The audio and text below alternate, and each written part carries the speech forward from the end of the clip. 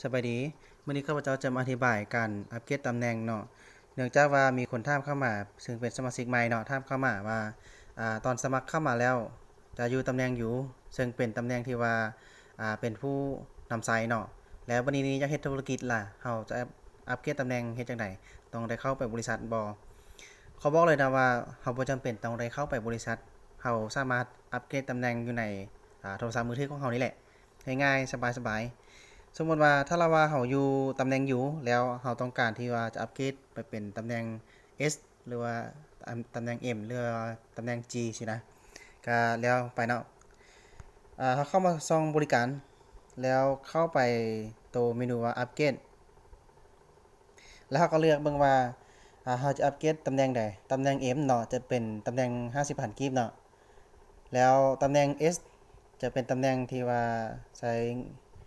เงินซื้อแฟรนไชส์หั่น250,000กีบเนาะแล้วตำแหน่ง G จะเป็นตำแหน่งที่ว่าสูงสุดเนาะใช้เงิน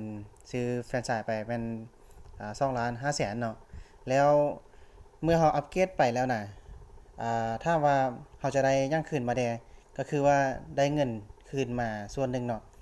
สมมุติว่าอัปเกรดตำแหน่ง S เนาะเป็นตำแหน่งที่ว่า250,000กีบเนาะแล้วระบบ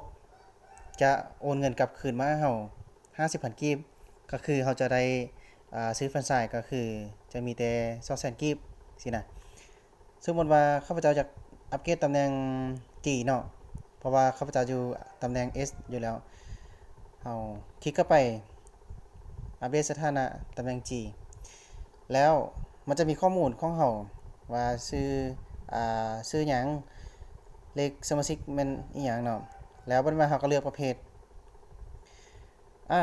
ตอนนี้นี่เนาะลืมบอกไปว่าถ้าเราจะอัปเกรดตำแหน่งเนาะเราควรจะไปเบิ่งอยู่เงินอยู่ซอง4 point หรือว่า V point ก่อนว่ามันมีเงินแล้วบ่ถ้าบ่มีเงินเนาะแนะนำให้อ่าโอนจาก VCL One เข้ามาระบบแล้วก็สั่ง10 point แล้วหลังจากนั้นเงินจะมาซองอยู่ซอง V point อันนี้นี่ข้าพเจ้าบ่ได้อัปเกรดเนาะก็เลยว่าบ่ได้เอาเข้าเนาะแล้วเข้ามาตัวนี้คือเก่าต่อเนาะเข้ามาช่องนี้เนาะแล้วเขาก็เลือกว่าเขาจะชำระอยู่ในช่องใดแต่ส่วนหลายแม่นเงินจะอยู่ช่อง V point เนาะเอาคลิก V point แล้วเขาคลิกโอเคแต่ว่ามื้อนี้ข้าพเจ้าบ่ได้อัปเกรดเนาะเพราะว่าข้าพเจ้าอยู่ตำแหน่ง S อยู่แล้วยังบ่มีเงินค่าที่ว่าจะอัปเกรดไปตำแหน่ง G เทื่อก็ง่ายๆแบบนี้นี่แหละถ้าเราว่าบ่เข้าใจก็เมนถามได้เนาะถ้าเราว่าเมนถามแล้วบ่ทันตอบก็แชทถามคนที่ว่าส่งคลิปนี้ให้ทันเนาะหรือว่าถ้าบ่เข้าใจได้ก็โทรมาเลยก็ได้ข้าพเจ้ายินดีที่ว่าจะให้คำปรึกษาเนาะจะขอบใจ